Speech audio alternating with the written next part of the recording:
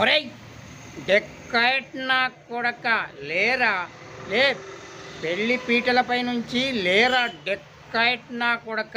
అర్థమవుతుందా? ఒకసారి చెప్తే వినిపించుకోవా? డెక్కైట్ నా కొడక.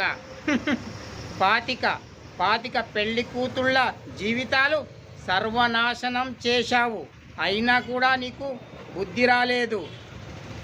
పెళ్లి కూతురా, వీడెలా నచ్చాడు నీకు? అయినా చూడ్డానికి వీడు సినిమా యాక్టర్లా ఉంటాడు, అందుకే నీవు పడిపోయినట్టున్నావు. అర్థమవుతుందా? నేను ఎస్ఐని కానీ స్టేషన్లోనే వీడు డెక్కైట్ నా కొడుకు స్టేషన్లోంచే పారిపోయాడు. వీడు పారిపోయినందుకే నాకు సస్పెన్షన్ ఆర్డర్ వచ్చింది. 6 నెలల నుండి ఈ నా ఎదవ కోసం వెతుకుతున్నాను, ఇప్పుడు దొరికాడు డెక్కైట్ నా కొడుకు. ఒరేయ్ పద పోలీస్ స్టేషన్కు పద, నీకు జైలుకు పంపిస్తాను.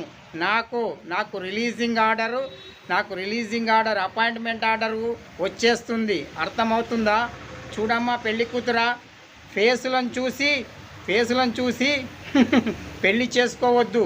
పెళ్లి కొడుకు డీటెయిల్స్ పూర్తిగా తెలుసుకొని పెళ్లి చేసుకోవాలి. లేకపోతే 3 నిమిషాల్లో నీ పెళ్ళి జరిగిపోయేది. ఆ తర్వాత జీవితాంతం వీడితో నువ్వు చచ్చిపోయేదానివి.